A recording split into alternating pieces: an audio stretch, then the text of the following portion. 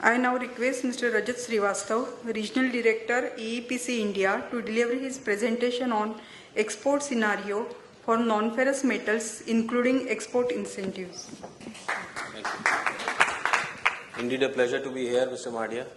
I think it is equally a pleasure to address the gathering of non-exporters, because our job is to convert non-exporters into exporters. Yeah. And Madam Gupta has already illustrated how simplified the scheme has been. Of course, his product has been left out, but certainly we can fight it out once they give us the representation. Briefly about EPC India, those who are not aware, we were formerly known as Engineering Export Promotion Council. We were formed in 1955 under Ministry of Commerce. When we started, the country's exports of engineering goods were only $10 million. Today we are standing at $70 billion. Credit goes to all of you, all the exporters who have contributed. Maybe we were exporting to around 30-40 countries that time. Today we are practically present everywhere. And thanks to the focus market policy, erstwhile policy of Department of Commerce, DGFT, which has actually helped Indian exports to diversify into various markets. When we were formed, we had only 40 members. Today we stand at 13,000 members. We are the largest council in terms of membership. We are even bigger than FICCI and CII in terms of direct memberships.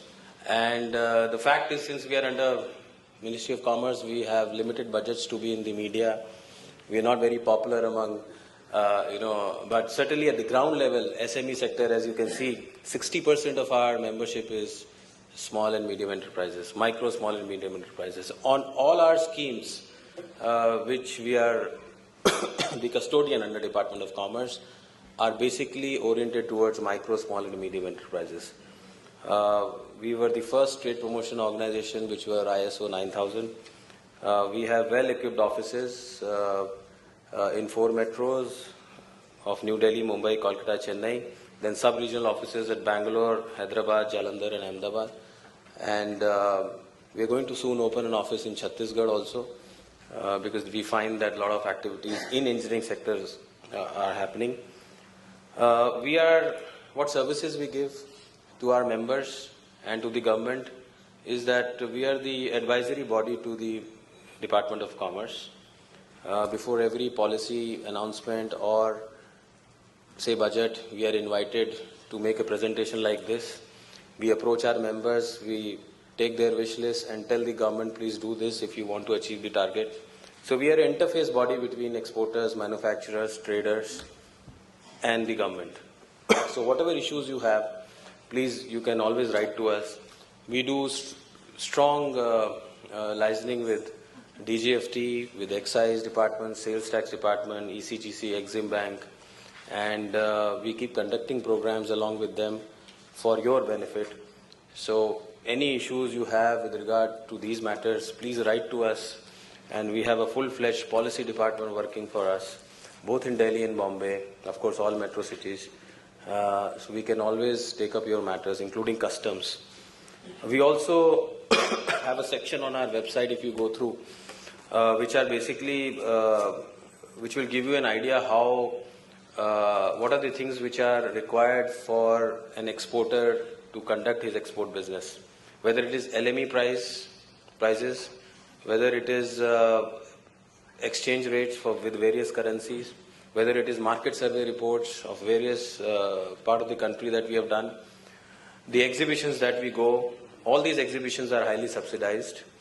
Just for your information, we have just come back from Hanover Fair, where our Prime Minister was also present with about 150 CEOs of large, medium, small companies, and about 350 companies participated in the fair. And it was an unbelievable India presence, where this lion which you see on the, Make in India lions, they're everywhere, right? Not only in Hanover city, but in Frankfurt, in Munich, in Paris, all across the Europe. I think the impact of Make in India, and let me tell you, this is one remarkable, I would say, a diplomatic win for India, where a Germany, or any country for that matter, is promoting Make in India. We also do an exhibition. All of us participate in a lot of exhibitions in India. But no exhibition authority or organizer can actually promote Make in China or Make in Germany or Make in Pakistan. But this is one diplomatic win for India, where Germany as a country, it is their own national fair, and they were actually promoting Make in India.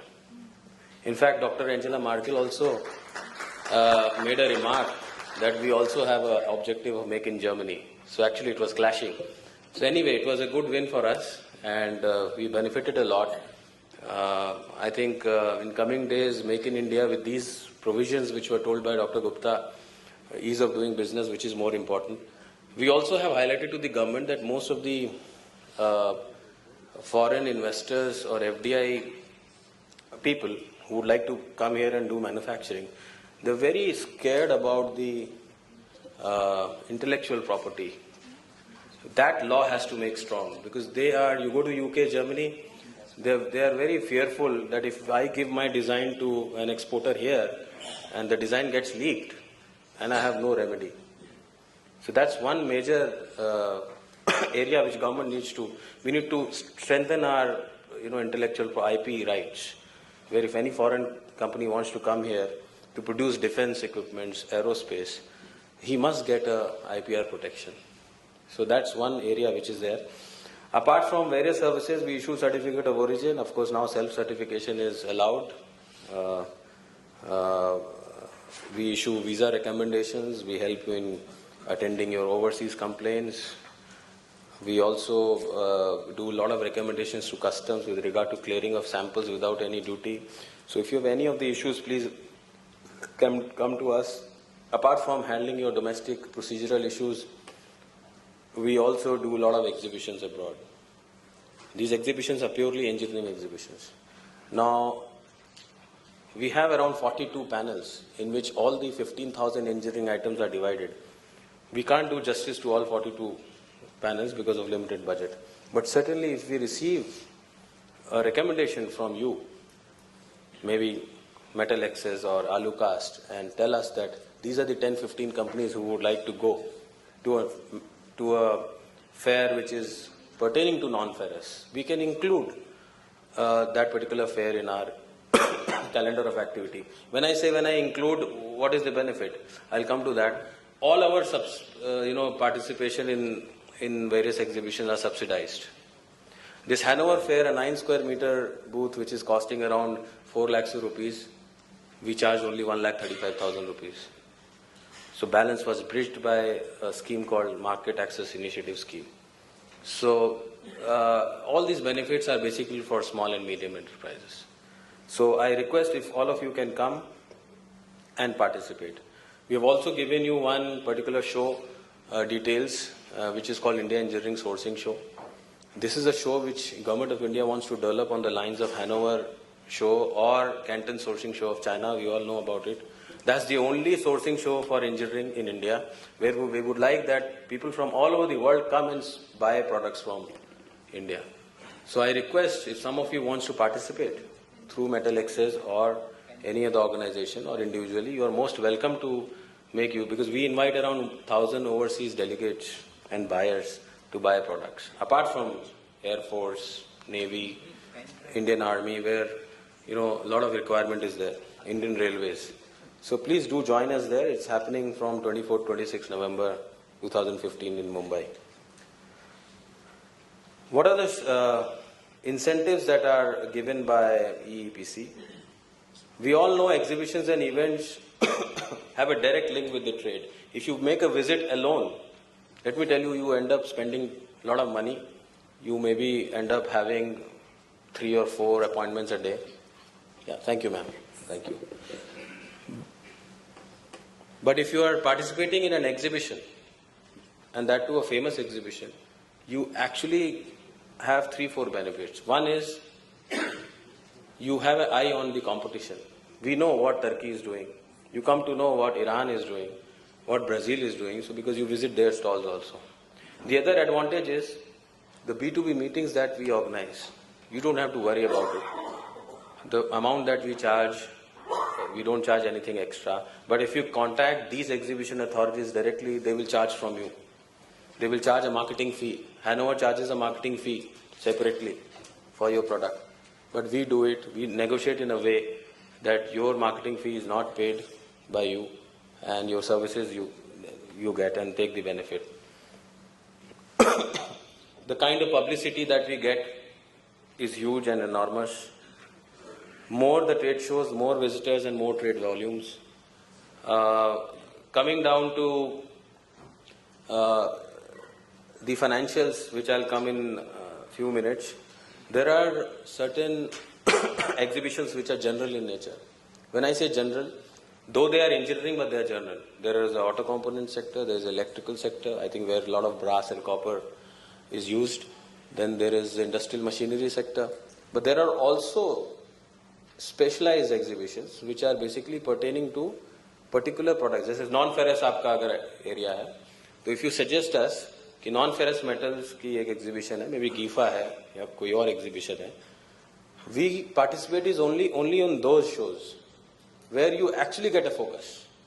So we do go to, Middle East electricity for electricals, hall number 12, 13 for electricals, auto mechanicas, whether it is Brazil, Mexico, Dubai, we are participating, and all our rates are subsidized. At a very highly subsidized rates, we provide you the exposure. The promotional activities are, of course, through exhibition, and wherever we are not holding exhibition, we take trade delegations. We reimburse your airfare. There are certain conditions which I'll come to it, but we reimburse your airfare, your booth cost, so that you get the minimum possible cost. And we do indie exhibitions. One we are planning in Peru, which is Latin America. There's a grant available of about 2,50,000 rupees. The dates are, of course, 1st August to 31st August because the time period was not decided. But now the time period is 4th August to 6th August. What we are planning is we are going to Peru. We are also trying to get a delegation simultaneously on the sidelines to Brazil, Mexico, Venezuela. So that when we go there once, we get the complete exposure. And mind it, this will be a purely engineering exhibition. You will not have an exhibition where an auto component person is sitting or a non-ferrous person is sitting and next to is a rice seller. This will be a pure engineering fair. So I request all of you to join. Details will be out soon. These are some of the photographs that not much spent time on these, where we did shows in Japan, Turkey, Canada, Czech Republic. This is a recent Make in India show at Hanover, and where all of us were present. Coming down to non-ferrous metal industries, basically the speakers in earlier sessions have told you about various aspects. My focus will be on exports. We all know that aluminium industry stands to gain because most of the automotive and aerospace sectors, especially automotive, the engines are getting into aluminium. Bharat Forge has developed it. Most of the players are following it. So the use of the aluminium in the automotive and aerospace industry is going to grow up. And the tightening demand from China, there is a volatility we know China disturbs the price, disturbs the supplies, but anyway, we have to go along with it. And aluminium industry, especially in the non-ferrous sector, occupies the highest share of exports, about 33% of the total exports from India. The demand is, of course, expected to rise from automotive component in future, and there is also a boost in importing activity for aluminium from Middle East and other ASEAN countries. So we stand to gain as far as aluminium is concerned in coming future. These are some of the production figures. For aluminium, there are 4 major producers: Nalco, Hindalco, Balco, and CISA Sterilite. Nalco is primary producer. Balco and Hindalco, they produce a mix of aluminium secondary and primary producers. They have, as you can see from the figures, 17,28,000 metric ton of capacity. We have underutilized capacity. In fact, the production is much less, so there is a scope that production has to go up. The export performance of aluminium industry has been registering a good growth, close to 50%, about 47.12%. If you compare April-March 2014 to April-March 2015, from $1,943 million, it has gone up to $2,859 million approximately, about 47% growth. Coming to copper, we know that the size of Indian copper industry is around 5 lakh tons, constituting about 3% of the world copper market. Major producers are Sterlite, Hindalco, Hindustan Copper, and recently India has emerged as a net exporter of copper from the net importer due to rising production. So that's a happy news from exports point of view. Looking at the export performance of this sector has been growing, has grown rather this year as compared to last year by about almost 20%, which is 19.75%. So we can calculate if everything is okay, by 2022 we will be at a much higher, 3-4 times. So the factors that are influencing copper markets, of course, LME prices and the US dollar exchange rates. The economic growth from the major, consuming countries will depend. Our production depends on them also. China, USA, Japan, Germany. They are the high consuming markets for copper. Of course, India, since we have launched into infrastructure development, railways is coming up, defense is going to use a lot of copper. So there is a need for us to engage with these at least domestic players. And in this exhibition called India Engineering Sourcing Show, we are inviting people from Indian Navy, Indian Army, Indian Air Force, where they come up with their shopping list that in next 2 years, what are we going to buy and how you can supply to them. Because there is also a public procurement policy which requires all government undertakings and departments to buy at least 30% from micro, small, medium enterprises. So I can understand BHEL in Bhopal meeting that 30% target because their share is 60%. But BHEL everywhere else will have to face problem. It's an act. They have to necessarily buy from micro, small and medium enterprises. They cannot avoid you. I think the gentleman from Air Force is here, and he contacted me during the tea break, and he said that we would like to, because there is a compulsion now, and they are also improving their systems of procurement, everything. So please, there is a feel-good factor which is happening now. I request MSME sector to look at them as a major supplier in coming times. Zinc, produced by Binani Zinc and Hindustan Zinc Limited, the production capacity again 861,000 metric ton, and roughly, I think it's very less, about 700,000. Still there is a production capacity for zinc. So all these areas are bound to grow in coming. As far as exports is concerned, there is a growth of around 40% in zinc. Now when I say zinc, it is basically zinc and zinc products. Majority of this is raw material. We need to have more value-added production. Our foreign trade policy also says if you have more domestic content, you are rewarded more. In the earlier policy, if you get the benefit only when you have import content. So there's a complete U-turn in this policy. I was wanting to ask, because this shipping bill requirement where you have to mention that I intend to claim the reward under MES. I don't know, you are all exporter here. If you mention this on the shipping bill, your buyer gets a more negotiating power. He knows you are going to get a reward. He'll negotiate hard. So we need to think on this. Why to mention that you're getting a reward? No other country offers this. I mean, if he comes to know that you're getting a reward from the government, he will ask you to reduce price.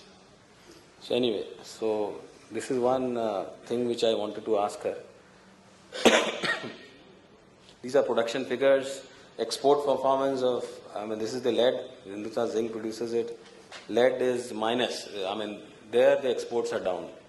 We do not know the reasons, but there is a minus 11.03% fall in exports. Gold, of course, is precious. Is it part of non-ferrous gold? You can. But anyway, this is basically a gems and jewelry export promotion area. But anyway, so if you see the overall non-ferrous performance, non-ferrous sector's performance in exports, and you see the last column, overall there is a 33.5% jump this year. Most of them are raw materials which are going out of the country, but in coming time much we would like to have value-added production being exported. So exports are happening. I do not know whether payments are coming or not, that you all have to tell, but it is happening. Of the total exports, as I mentioned in the beginning, the aluminium occupies the highest position, 33.7%. Copper comes next, which is 40.3%. Then comes nickel, 10.6%. Zinc, 7.2%. Other non-ferrous like manganese and all, 5.9%. Lead, 2%. Tin, very small, 0.4%. When I say 40%, 33%, 0.4%, it is for this figure, 8,492. That is the share of these individual. So this is our, so you can see which are the happening sectors. Copper, aluminium, zinc, nickel. Now they are the people, sectors which are actually having major share. We have prepared a strategy report. Now let me tell you, all of you should buy that report. Why I am saying buy? Because this is a very expensive study we have done. We do it for every policy period. 2015 to 2020, since the policy period has come, we hired KPMG and EPC to conduct this study. The suggestions are made in this report as to which are the products of future, what is their growth rate, what are their markets, right? It must have costed around 60-70 lakhs. Expensive. Each one of us cannot afford, but as together EPC we are able to do it under MAI scheme. Please read this, take this report from us. You will come to know where to channelize your exports, which markets, which are the promising markets which are coming up. And I think it's available at 2,500 rupees. We are just trying to recover whatever best we can do.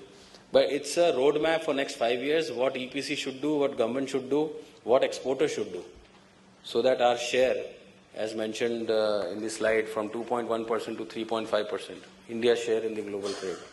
So we need to have a roadmap. What are the leading exhibitions that are happening in various sectors, including non-ferrous? So you can have an idea on that. We have also recommended in this strategy paper that state machinery should support. I don't know whether I should say this from a platform.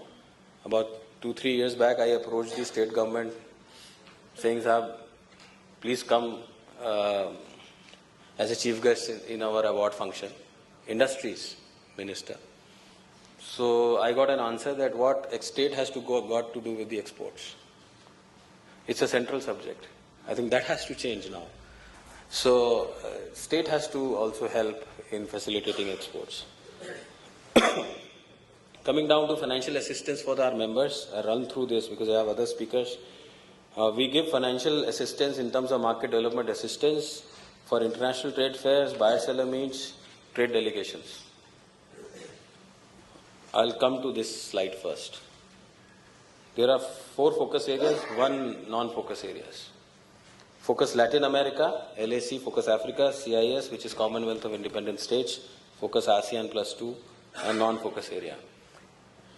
You can make one company, single company in a year can make one visit, at least 5 visits, and claim this amount.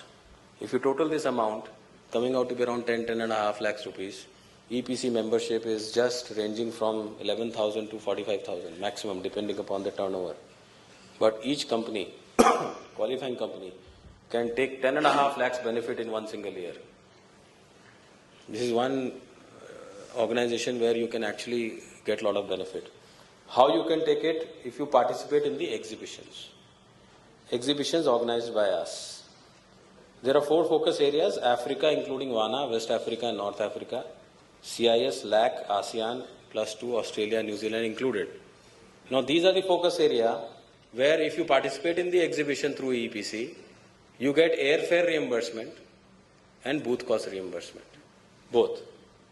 Example के लिए हमने Egypt में एक exhibition की थी. एक तब ये जो लिमिट थी 2 लाख की बजाय 1,50,000 थी अफ्रीका में. सेकेंड 1,55,000 कॉस्ट थी बूथ की और एयरफेयर की, जिसमें से 1,50,000 हम लोगों ने रियम्बर्स कर दिया था. It takes 3 to 4 weeks to get you the reimbursement after you file the claim. So it's very quick. Don't think that you have to claim and wait for years. But it's very quick. Within 3 to 4 weeks, we have a mandate from the government. We have to release the amount. So this is a scheme where the check comes in your name directly. Then some of the exporters approached us saying कि साहब आपको जब पे ही करना है तो आप लेते क्यों हैं? Why you take participation charges? So we came out with another scheme called Market Access Initiative, or rather Department of Commerce came out with it. It's called Market Access Initiative Scheme. In this, we already give you the discount. Like Hanover Fair, I said, 3.5 lakhs booth, 4 lakhs booth. That's the price of the booth. We discounted that and gave it to you at 135. वो बात अलग है, exporter और बोलता है और क्या देंगे, because वो कहीं लिखा नहीं है. But thing is that there was a booth at Japan. We went about 80 companies, 4 lakhs of rupees costing, the very expensive place, 6 square meters, 4 lakhs rupees. We gave at 80,000 rupees. So these are the benefits for small medium enterprises. Please make, like MSME also in the earlier session, the speaker, they also give. So I request all of you to please, more sectors joining EEPC in terms of participation, more will be the benefit.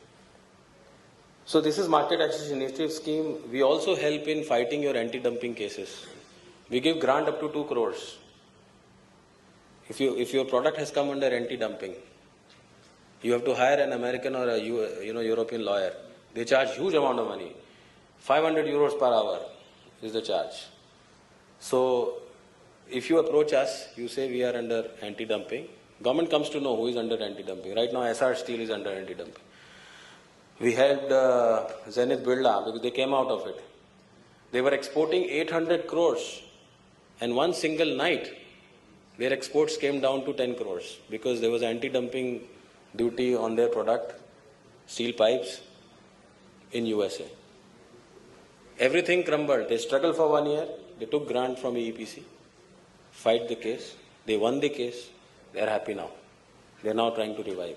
So these are the areas where we can. Some of you who are in the electrical sector, CE markings are required to export to Europe. Now those CE markings are required, and you need to spend a lot of money to get those. We also give reimbursement of those CE markings expenses. Only thing is you have to spend in dollars. We are telling if you spend in rupees, you don't get. So we are telling the government, if those American or European companies have opened offices in India and they are charging in rupees, why do you deprive them of any benefit? So we are just fighting it out. Let's see, government should agree on this. These are some of the forthcoming events. We are going to Johannesburg. We are doing reverse wireless seller meet in India. We are going to GIMEX, Amman, Pumps, Valves and Exhibition. Now all these are the feedback from the members. These are not our decisions. These are feedback from our members. If there was a feedback from a non-ferrous metal organization, we could have included there also. Of course, GIFA, we are going there. India, Newcast, Düsseldorf, Germany, 16th to 20th of June. We have around 25-30 stalls. Then we are going to Sri Lanka. We are going to Agri-Technica, which is for agriculture. ITMA for textile machinery.